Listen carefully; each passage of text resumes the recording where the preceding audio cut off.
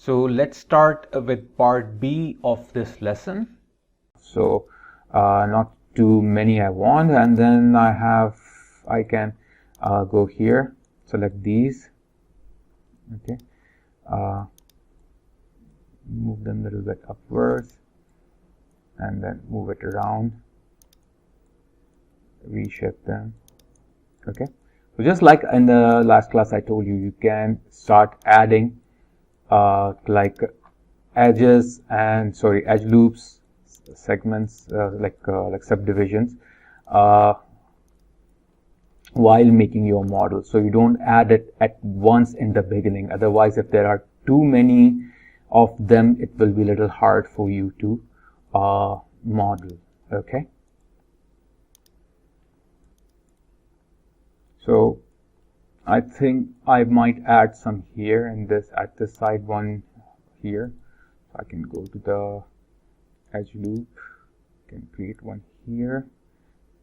Okay, and maybe on the right side, because here I don't have any edges, so maybe it's better to add the edge here, because once your model is complete, you can apply smooth modifier on your object. Okay, and when you apply that on your object, okay, so it becomes smoother. But if you don't have enough number of or a good number of edge loops or subdivision, it will be not applied correctly, the smooth modifier. So that means you should have a good number of like subdivision or edge loops. By the good number I mean like not too many, not too less. Okay, so I have added here, and then I have pressed W here, and this is already selected. Now one more thing is that you can create edge loop from existing edge, like suppose edge loop. So this one I have just created, and you can see it's an existing edge loop now. You can see on my perspective viewport here, I have one here. Okay, and this works quite fine. Okay, so what I can do is that I can select, this is already selected, the whole thing is already selected. I can go to the mesh tools here, and I have an option here called offset edge loop. Okay, it has some settings. You can check the settings. These are the settings here. Instead edge loop with flow, this is what we want. And adjust edge flow 1 means like 100%. Otherwise, if you don't want an edge flow to go very like on the 100%, you don't want like a very high like result, so you can lower it down. But 100%, the one is very it's good. Okay, start and vertex smooth angle, it automatically takes from your loop, so we don't want to change all this. So I will just press this one, and what I can do is that double click here, so it is already selected. Then I can go to mesh tools, then I can go to the offset edge loop. So sorry, mesh tools, offset edge loop, and then I can click on this existing edge. Okay, and then you can notice that it is creating it's taking the same edge and offsetting inwards and outwards. Okay, it can do some little change which you can fix later on. Okay, like suppose if I will leave my mouse, so you can notice that it has become a little bit like bigger, but don't worry about that. You can easily change that like that one. Okay, so you can I can press W, double click this one. I can take my scale tool. Okay, I can press R, and I can reduce the size of it. Okay, and then not too much, little bit. Okay, I can move it upwards. Okay, so this is how you can fix it from both of the sides. Now sometimes this happens, sometimes it doesn't happen. So usually it in the edge like offsetting, you have sometimes these kind of problems because it takes your edge loops and you do that. But with the sizing, you can still fix it. Okay, so like this is how you can do that. But I will use the edge loop, and just simply I can add any like edge over here, like one I can add it here somewhere in the middle, and then one I can add it here, and I can press W to go back to my viewport. Okay,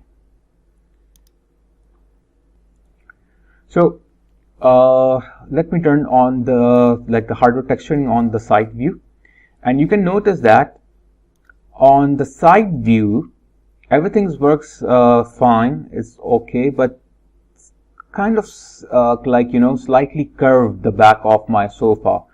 It's have a slant kind of edge here. So the one that I have here is not right. So what I can do is that, first of all, I can go in the shading view and turn on my X-ray so I can see through, and then I can right click and go to vertices, take all these vertices, and I can press E on my keyboard to get my rotation. Then I can rotate it, all these vertices, then W, I can move it. Okay, but I think it's fine, I don't have to worry more about it. Okay, so now it's quite fine with like this thing. Okay, so it's more like perfect. So now let's go back to my perspective viewport. So I'm here in the perspective viewport, and now what we can do is here's a little bit move it here. Okay, so I have to move this quite up to match this one. Okay, but one thing we can do here is that there is an option, like there are two modifiers for the polygonal modeling. Basically those modifiers are known as like extrude and bevel. So you can modify these components, the edges, the vertices, or the faces with the extrude and the like bevel. So first we will see extrude. What does the extrude do actually? So we can move it around, and we can, you know, we can shape this one, and we can make it look like the one that we have on the top. Or what we can do, we can select these faces and extrude them. What does the extrude do? Extrude give a height, a depth to the existing faces or edges or vertices. So let's see how it is done. So we can right click here, you can go to the faces, okay, and I can select all these, or not all of them, just these one. Okay, and we have these. Now I can move it up or down to make it match this one, but I will not do that. I will use the extrude. Now where to find the extrude? Extrude is inside your edit mesh option. So if you go to the edit mesh option, you will see extrude over here. There are some settings for the extrude, okay, but these like settings you can like get later on also. Okay, so I don't want to change this one. I will keep it as this. So I will go here. The shortcut for the extrude, you can see that it's Control E, and the shortcut for the bevel is Control B. So we will do the extrude first. So we can either click here or press Control E. So if I will press Control E or click here, so you can notice that I have some like the same settings which I just showed you before, and you can see that I have a different kind of like a cursor, or you can say more like setting on the screen.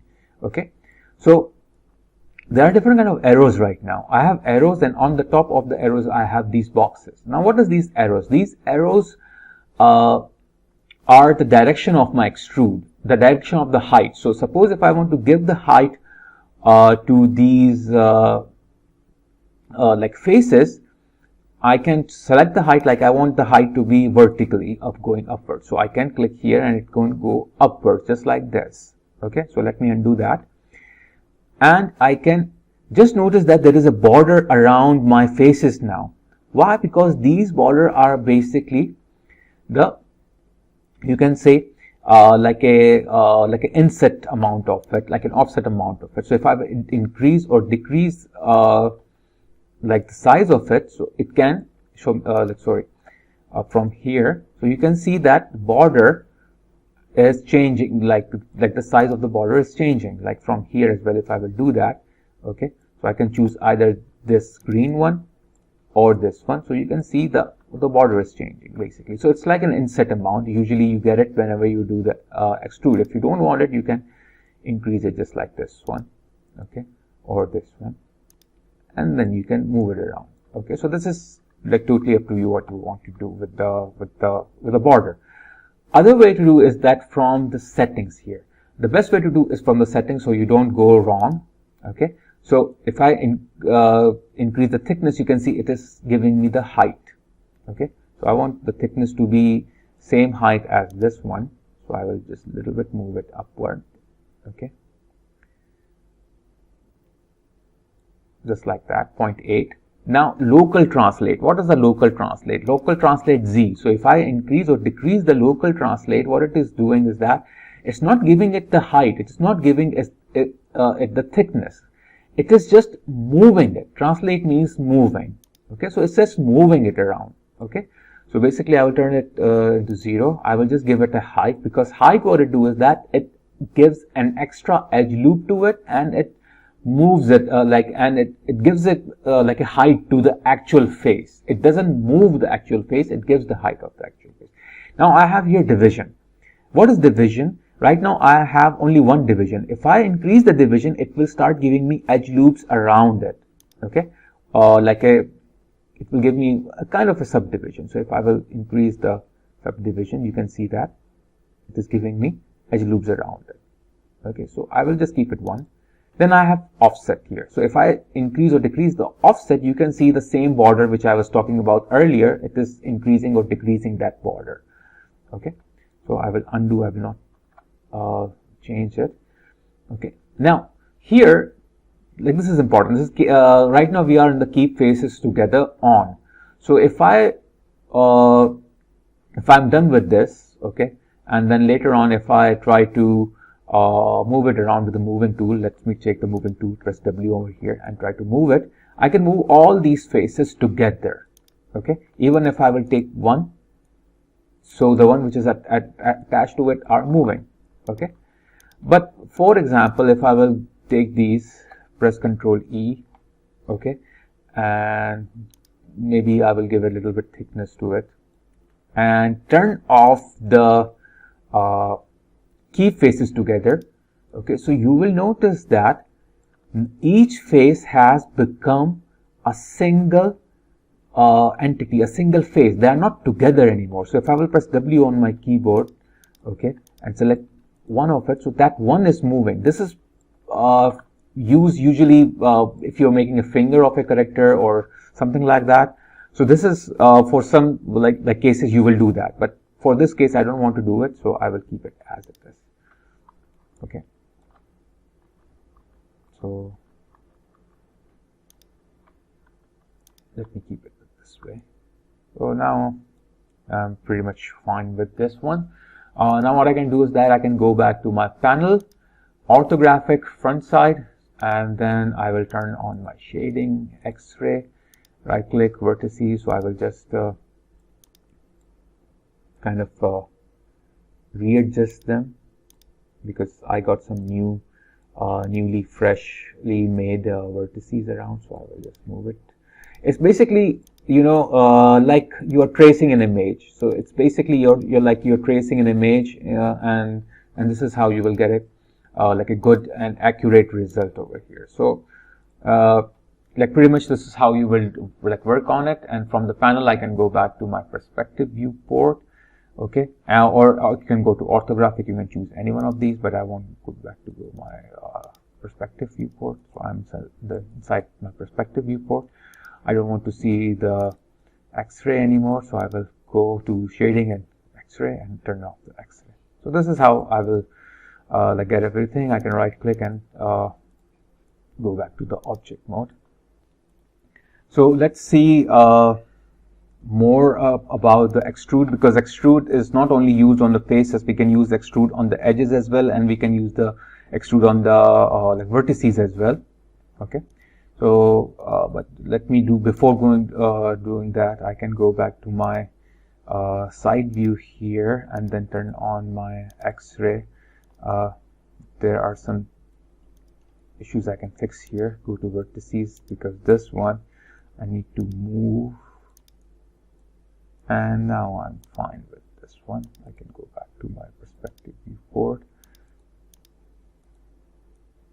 Okay, so what I can do here is that, let's do one thing here. Let's go to the channel box, hide the vertices, hide the references, and I can hide this one as well. Select this, and I can press Ctrl H on my keyboard to hide it, so it is hidden here. Now let's make a cube quickly here. Just to see like what are the other way to do the like how we can add, like how we can extrude the edges and how we can extrude the vertices, and how the bevel usually works. So first we will see the extrude on the edges and the vertices, then we will go to the bevel. Now I can go to the attribute editor. I will look for the polycube, and let me increase these subdivision so I can get more edge loops, so that I can demonstrate more clearly how we can extrude the edges and the vertices. So I will go inside my face mode, and one thing I can do here is that I can select these 4 of them with the shift key, okay, and delete them. Okay, now how we can apply, now we have this edges over here, so I can go to the edge mode. How we can apply extrude on the edge mode? Suppose if I will select like double click any of these edge here, so I can get this whole edge loop selected. Okay, so now notice that if I move it up and down, the whole edge goes up and down like this. Okay, and now if I go to my edit mesh and extrude, I will get the extrude option here. I can increase the thickness. Okay, just like this, you can see what is happening. It's giving me a thickness here. Okay, or I can local translate. Okay, it will be the same thing, and actually it has already applied extrude on it, but we cannot see because we have not applied any local thickness or local translate, but the extrude is there. Okay, how we know that extrude is there? Suppose if I will move this upward, this extrude, okay, so you can see that it is moving in this direction. Okay, now if I don't want to apply any one of these changes, okay, other changes, I will keep it as it is. So what I can do is that I can press I can go to my the move tool. Okay, and if I try to now move it, notice that unlike before, it is moving in this way. Why? Because before it was moving only the it was moving those edges attached with the polygon as there was no extrude over it. Now when I applied extrude over it, it created a secondary edge loop or right over it, so we were not able to see it. But when after applying that, when I move to the moving tool, now I'm moving it up or down, so you can see that it is moving in a different way, because now it is moving that secondary edge loop, this one. Okay, so this is how you can apply extrude and work on the on your like you can select your edge loop and you can apply the extrude over it. Other thing we can do is that I don't want the whole thing to be selected and apply extrude. I want only these two.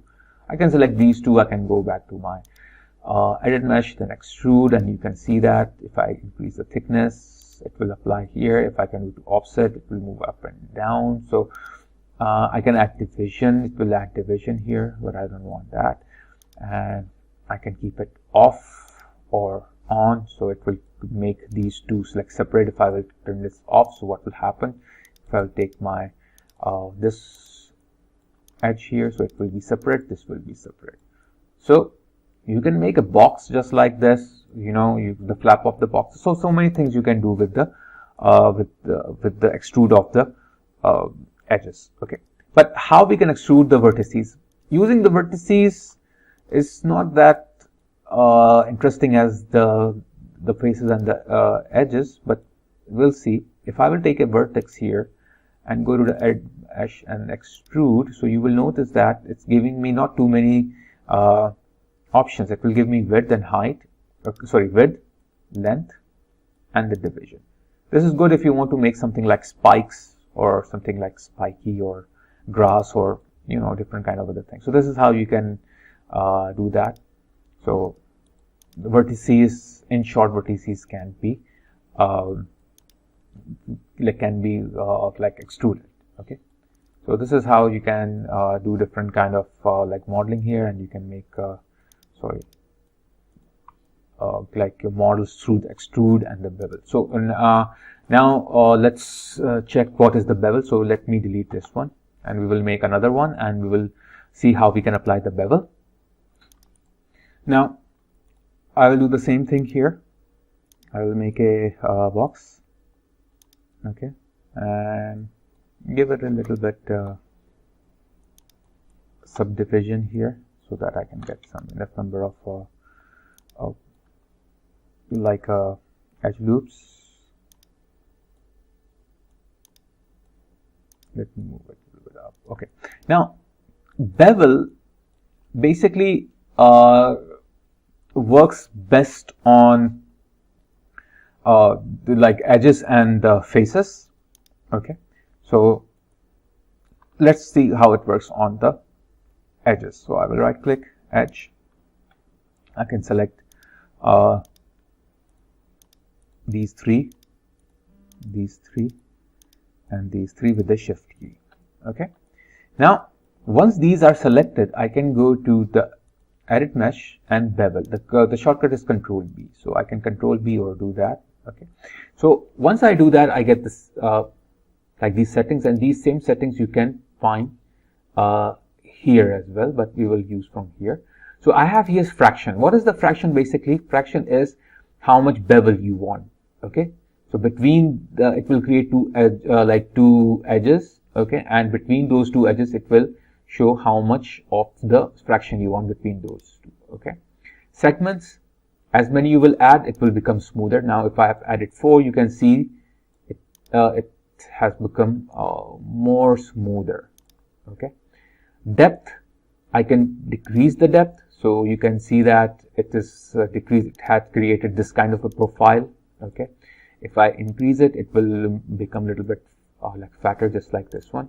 Okay, metering, you can make it uniform or patch. Okay, usually it works when you are working on like a whole bunch of like faces. Okay, so we will keep it metering like auto. Okay, metering a lot, center, edge. So we will see that in later on. Now depth, I don't want this one to be negative. Now I have here chamfer. Now what is chamfer? If I will turn on the chamfer, so you will see that it makes my bevel very sharp. So if I will turn it off, it makes my bevel smoother. Okay, so this is what it it pretty much do. So this is like the bevel if you apply on the edges. So notice that only these edges, the one which I selected 3 from here, 3 from here, 3 from here, has become beveled, smooth. But the one here, I didn't select these. So these are as it is. These are not changed. So the one only I selected are changed. Okay.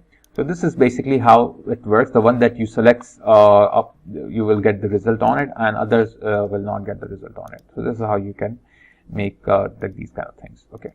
Now let's go to the faces and let's do the same thing. I will select the whole thing and now bevel the faces.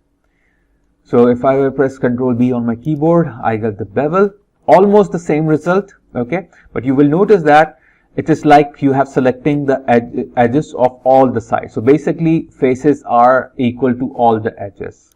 Okay, so same thing you can like that here, the fraction, the segments, okay, the depth, okay, and metering, basically You can use any kind of metering here, the radial or like a none. Basically what it is the profile shape. Okay, so I don't want any profile shape, so I will keep it as it is, auto. I don't want to change it. And metering alone is the path on which this metering is happening. Okay, if I turn the checkmark on, off, it will give me this kind of result. So this is how you will get the like bevel on your edges. So you can make a television or any kind of thing with the help of this bevel. Okay, so suppose if I don't want a lot of this, so it will look like a back of the television set. Okay, and then what you can else do is I can select these more. Okay, and then sorry, I can press Ctrl B again. Okay, so it will apply on that one as well. Okay, so this is how you can apply like multiple numbers of the bevel option. Okay, now it usually does not work that much on the vertices, because if I will select any vertex here and Control B, okay, like suppose if I select this vertex and press Control B on my keyboard to get the bevel. Okay, so I will not get actually the bevel. What I will get is the poly chamfer. Okay, because what it do is that it just turn my one vertices into 4 vertices. Okay, and pretty much these things are not actually active. You can see that I'm not able to change these. Only the width I can change.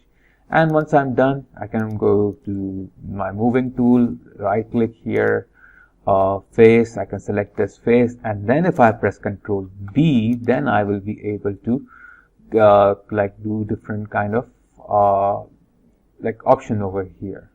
Okay, so I can turn off the chamfer, turn on the chamfer, or I can change the depth or something over here. So this is how I can do on the faces. Okay, or Control E I can press here, so I can give it a little bit thickness, and then I can work on, you know, something like that. So this is how you can work with the vertex and turn that vertex into like something else in the later on. So I will select, I don't want this anymore, so I right click, go to object mode. Oops. And then I will delete this. So now I want to bring back my sofa set. So I can go to my display, show last hidden. So I will get my sofa set here, and then I can go back to my channel, then layers, and then I can unhide this as well. So I can go here, and we'll continue from here. Okay, so now you have understood about this. So one thing we can do here is that, let me do one thing here. Let me turn off this R so I will be able to select this. Let me move this one a little bit backwards. Okay, so I can able to see the back side clearly, and then I can turn on the R. Okay. So everyone, this was end of part B of this lesson. So next class we will move to part C. Please do not forget to subscribe to my channel if you have not subscribed it yet, and also click on the bell icon so you can get all the notifications, because more interesting tutorials and videos will be coming up soon. Also, please watch my all the videos from starting till end, because there are a lot of important things I discuss in the video, so you must watch everything without skipping it.